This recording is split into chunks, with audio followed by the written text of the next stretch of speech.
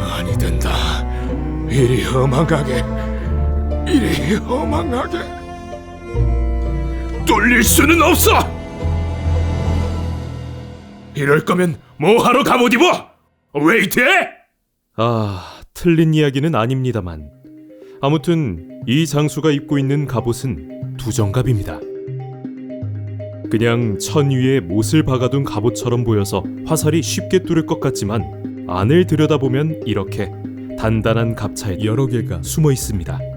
옷감 위에 튀어나온 못은 안쪽에 갑차를 고정하는 두정입니다. 그래서 두정갑이라고 부릅니다. 활이 특기였던 조선군은 활을 쏘는데 방해받지 않으면서도 화살을 막아낼 수 있는 유연하면서도 단단한 갑옷이 필요했습니다. 두정갑은 이런 조건을 충족하기 위해 만든 갑옷입니다. 특히 화살을 막아야 한다는 조건은 꽤나 구체적이었습니다. 반드시 강궁으로 시험해 뚫리지 않아야만 쓸 수 있도록 해야 합니다. 명하여 50보쯤에 두고 겸사복 정유소로 하여금 이를 쏘게 하여 그 튼튼한 것을 시험하였는데 화살이 능히 뚫지 못하였다. 조선에서는 적이 대략 100보 이내로 들어오면 활을 쏘도록 규정했으니 절반인 50보는 상당히 가까운 거리입니다. 그렇다면 두정갑은 정말 50보 이내에서 화살을 막아낼 수 있었을까요?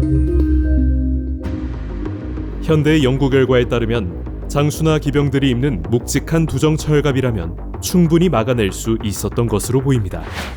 얼마 남지 않은 두정갑 유물인 이완 장군의 갑찰 유물 연구 결과를 한번 보시죠. 이완 장군 두정갑의 갑찰은 쇠를 두들겨 단조로 제작했고 열 처리를 거쳐서 현대의 중급 공구강에 가까운 경도를 달성했습니다.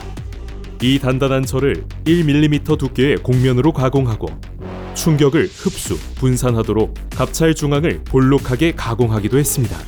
당대 조선 기술로 만들 수 있는 가장 단단하고 효과적인 방탄판이라고 할 수 있겠습니다. 경도나 두께가 비슷한 유럽의 갑옷이 100파운드급의 활도 막아낼 수 있었다고 하니 이런 두정철갑 역시 어지간한 강궁이 아니라면 쉽게 뚫지 못했을 겁니다. 실제 기록도 이런 추측을 뒷받침합니다.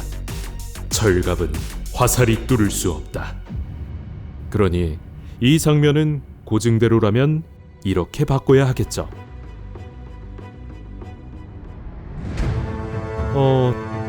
조선군 하면 포졸 옷 떠올리시는 분들이 많습니다만 임진왜란을 기점으로 조선군은 가능한 많은 갑옷을 보급하려 노력했습니다. 대표적인 예가 정예군형인 훈련도감인데 기병은 사실상 전원이 입었다고 볼 수 있고 보병도 7알은 갑옷을 보급받았습니다. 철갑이 839벌인데 그 가운데서 744벌은 별무사 마병에게 나누어주며 피갑이 2892벌인데 보군에게 나누어준다. 물론 갑옷은 제작에 많은 자원이 필요했기 때문에 다른 군영이나 소고군까지 충실히 갑옷을 입을 수는 없었습니다. 하지만 최전선의 병사는 가능한 갑옷을 입히려고 계속 노력했습니다. 심지어 판옥선의 전투병까지 입히려고 했죠. 근래 통제사의 장계로 전선 군졸에 모두 갑옷을 착용하게 하는데 한 척에 90인을 싣는다면 마땅히 철갑 90령을 만들어야 합니다. 물론 이렇게 갑옷을 입은 병사들이 전부 장수처럼 두정철갑을 입은 것은 아닙니다. 보병은 같은 두정갑이라도 철 대신 가죽갑차를 쓴 피갑을 지급했습니다. 피갑의 갑찰은 가죽 여러 겹을 악교로 붙이고 오칠을 여러 번 반복해서 굳혀 만듭니다. 이렇게 만든 갑찰은 나무 토막처럼 두텁고 단단해서 대부분의 공격을 막아내고 뚫리더라도 치명상은 면하게 해줍니다. 피갑을 가져다 시험해보니 화살촉이 5푼을 넘게 들어가지 않았으니 크게 다치지는 않을 것으로 헤아려집니다. 피갑의 또 다른 장점은 가볍고 움직이기 쉽다는 점입니다. 그래서 육중한 철갑은 말을 타는 장수나 기병들이 주로 입었고 피갑은 두 발로 걸어야 하는 보군 병사에게 주로 지급되었습니다. 평상시 조련 때 대장이야 중군과 여러 장교와 군병들이 원래 갑옷을 입는 일이 없습니다. 신의 생각으로는 피갑을 보병에게 사용하는 것은 극히 불편합니다. 총을 들고 갑옷을 입은 채 급히 적을 맞이하면 어떻게 몸을 움직이겠습니까?